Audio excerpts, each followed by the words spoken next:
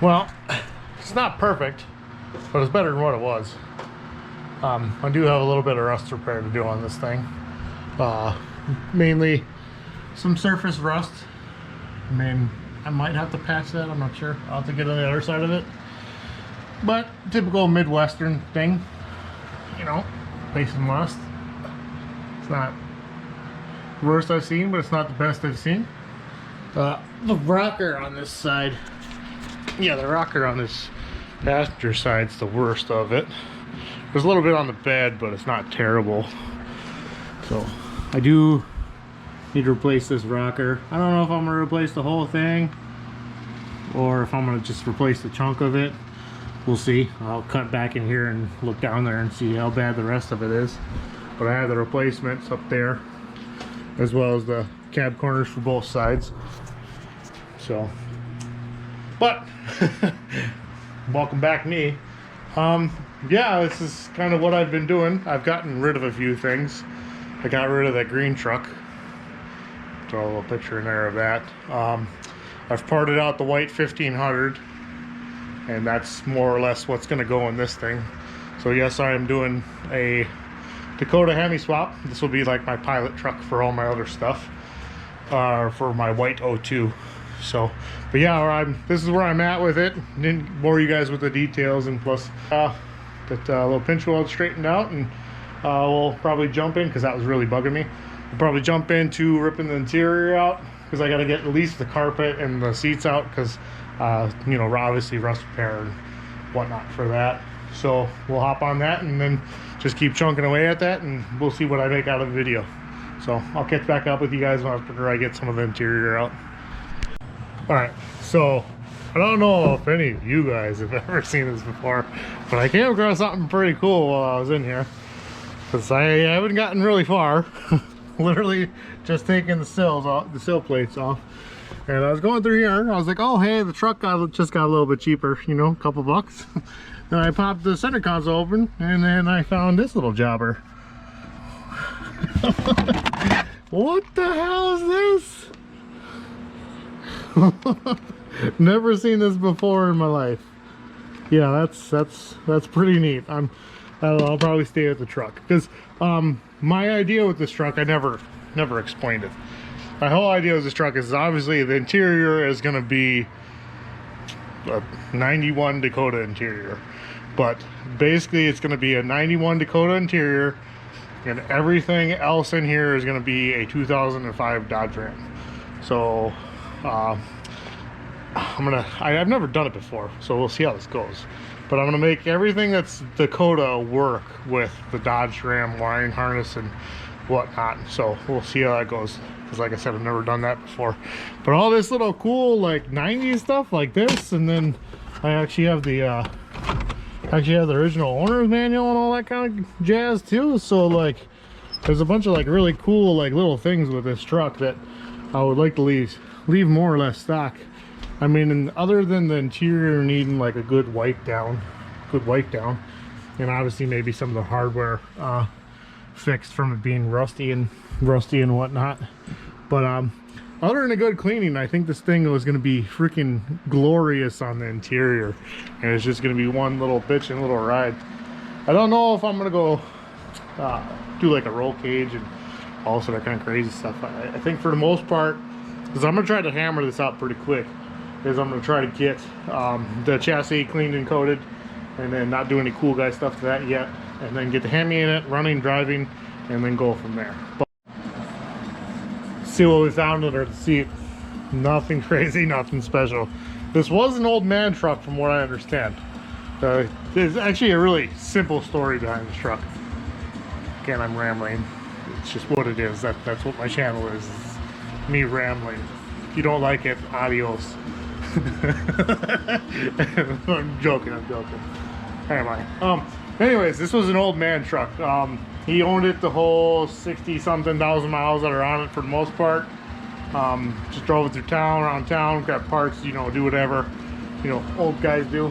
And there's 69,000 miles on the clock, 69,000 some odd miles on the clock. Yeah, so there's that many miles on the clock. Old man, he had passed away passed away. He sold it to, I don't know, younger guy, whatever, I'm not sure. And then they drove it for a few months and then parked it overnight, and then it died. And then he couldn't get it started, couldn't get it running, couldn't figure it out. And then that's where I came in. He sold it to Car Flipper, and you know, they do what they do. And I came up on my Facebook, I saw it, I was in the market for buying something that I needed to Hemi swap, so I picked this up.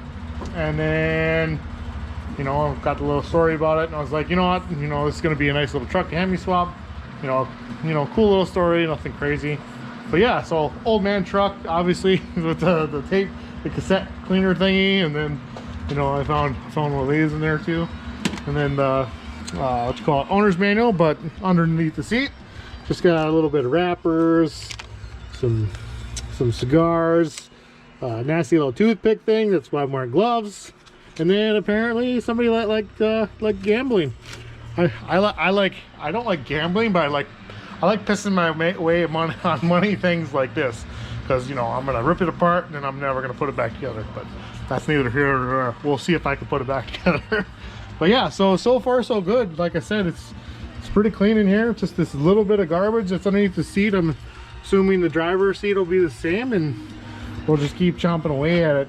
These screws are real bad. Like I can't get these three out for whatever reason, but you know, it's a 91, and Dodge didn't have, you know, good anything back then. Everything was more or less junk, you know, between sheet metal screws, everything went to the lowest bidder, because you know, it was more or less, they were more or less out the door by then. Only thing that saved them was the Cummins and the minivan. If it wasn't for the Cummins and the minivan of that area, Dodge wouldn't even exist now. Although, in my opinion, not the Rambo anymore, but Dodge is more or less dead to me. But we'll keep chomping away at this and then see how far we get.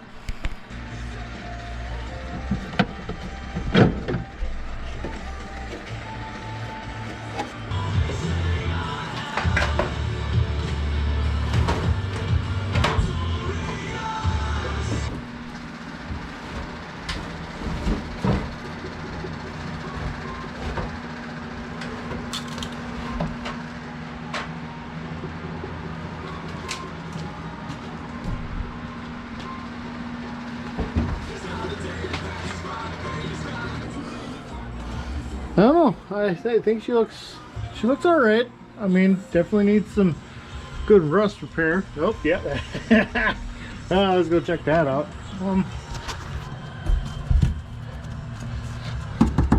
That's where's my poker at. I'll have to get a screwdriver. Start poking at stuff. See what's good metal. See what's bad metal. Because I mean, if the screwdriver is going to go through it, you know. You don't want that sheet metal anyways. You want to replace that. I mean, I'm not a sheet metal guy, but I know when something's squishy, you need to replace it. So sorry for the lighting, but you know, it is what it is. Yeah, I think that's right above the body mount. So for sure, I have to replace that. Well, I don't think. I know that's above the body mount. Let's go check that other side real quick. That looked a little bit soft, and that's right above that body mount too.